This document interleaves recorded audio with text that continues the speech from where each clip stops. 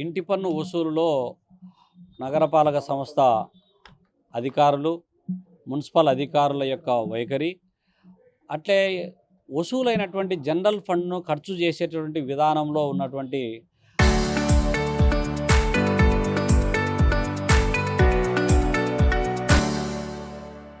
ద్వంద్వ వైఖరి నిరసిస్తూ భారత కమ్యూనిస్ట్ పార్టీ సిపిఐ ఆధ్వర్యంలో ఈరోజు ప్రెస్ క్లబ్లో రౌండ్ టేబుల్ సమావేశం నిర్వహిస్తూ ఉన్నాం. అన్ని పార్టీలను, ప్రజా సంఘాలను కూడా ఆహ్వానించడం జరుగుతూ ఉంది.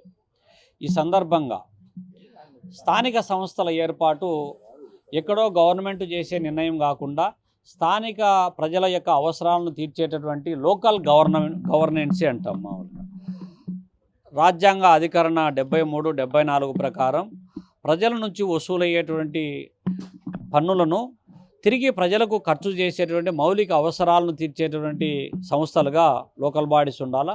దానికి విధులు, నిధులు, హక్కులు కల్పించాలని చెప్పి అధికరణ 73, 74 చెప్తుంది.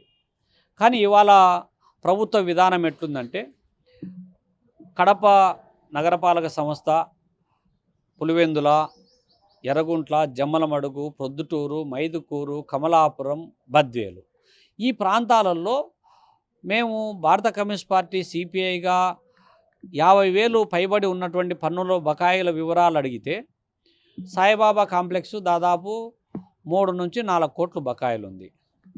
తర్వాత ఎస్విడిసి బకాయి ఉంది, గ్లోబల్ కాలేజీ బకాయి ఉంది, మదీనా కాలేజీ బకాయి ఉంది. పేరు పోసినటువంటి విద్యా సంస్థలే కాకుండా వ్యక్తులు కూడా ఉన్నారు చాలామంది.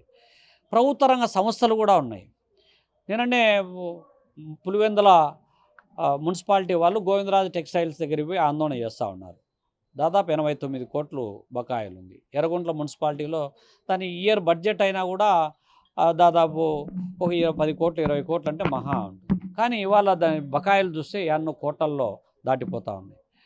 ఈ పెద్ద పెద్ద మొత్తాల వసూలు విషయంలో మున్సిపల్ అధికారుల యొక్క వైఖరి ఎట్లుందంటే వాళ్ళ జోలికి ఏం పోవడంలే, వాళ్ళపైన ఏం చర్యలు తీసుకోవడంలే. కానీ ఇవాళ 1000 రూపాయలు బాకీ ఉన్న వాళ్ళపైన, 2000 బాకీ ఉన్న వాళ్ళపైన, 10,000 లోపు బకాయిలు ఉన్నటువంటి వాళ్ళపైన మాత్రం ఇంటి దగ్గర పోయి ఆక్సా బ్లేడ్ తీసుకొని పోయి మీ కుళాయి కనెక్షన్ క్లోజ్ చేస్తామని చెప్పి బెదిరిస్తున్నారు. ఇండ్లకు తాళాలు వేస్తున్నారు, బెదిరిస్తున్నారు. ఫైనాన్స్ కంపెనీల కంటే అధ్వానంగా దాడులు చేస్తూ ఉన్నారు. పోనీ ఇంత నానా యాగి చేసి పన్నులు వసూలైనటువంటి కోట్ల రూపాయలు తిరిగి జన ఆవాసాలలో ఖర్చు చేస్తున్నారంటే కడప లాంటి ప్రాంతాలలో వేసవి ఆరంభంలోనే త్రాగునీటి సమస్య తీవ్రంగా ఉంది. వచ్చే అరాకొర నీళ్లు కూడా బురద నీళ్ళు వస్తూ ఉన్నాయి. కానీ ఎక్కడ చూసినా కూడా పైపు లీకేజీల మరమ్మతులు చేసేటువంటి పరిస్థితి లేదు. ఖర్చులేమో కోట్ల రూపాయలు ఖర్చు చేస్తూ ఉన్నట్టు చెప్తా ఉన్నారు. తిరిగి మురికివాడల్లో ఎక్కడే కానీ రోడ్లు లేవు, కాలువలు లేవు, త్రాగునీటి సమస్య తీవ్రంగా ఉంది. మురికి కూపాలుగా మారిపోతూ ఉన్నాయి, దోమలకు నిలయాలు అవుతున్నాయి. విష జ్వరాలైనటువంటి డెంగ్యూ, మలేరియా లాంటి జబ్బుల బారిన పడి ఆసుపత్రుల చుట్టూ తిరిగి అప్పుల పాలవుతున్నారు. మరి ఇవన్నీ కూడా సమస్యలు పరిష్కారం చేయడంలే. ఇప్పుడు ఇంకా పాలకవర్గం కూడా పదవీకాలం అయిపోయింది కాబట్టి ఇవాళ అధికార పార్టీ నేతలను ఎంటబెట్టుకొని తిరుగుతూ ఉన్నారు. పైగా కొన్ని చోట్ల అధికారులు నిన్ను కార్పొరేటర్ చేసే బాధ్యత నాది, నిన్ను కార్పొరేటర్ చేసే బాధ్యత నాది అని చెప్పి కమిషనర్లు బహిరంగంగా తెలుగుదేశం పార్టీ కార్యకర్తల కంటే అధ్వానంగా తయారయ్యేటువంటి పరిస్థితి కొనసాగుతూ ఉంది.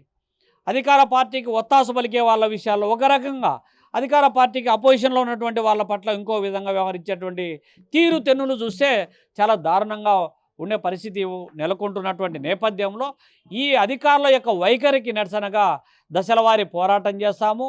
ప్రజల యొక్క మౌలిక సదుపాయాల కోసం, మౌలిక సమస్యల పరిష్కారం కోసం పాలకవర్గము, ప్రభుత్వము, స్థానిక సంస్థలు ఉండాలి తప్ప కేవలం అధికార పార్టీ నేతలు జోబులు నింపడానికి అధికారులను కొంతమంది నియమించుకొని ఇష్టారాజ్యంగా వ్యవహరిస్తే సహించేది లేదని చెప్పి ఈ యొక్క రౌండ్ టేబుల్ సమావేశంలో నిర్ణయం చేయబోతున్నాం.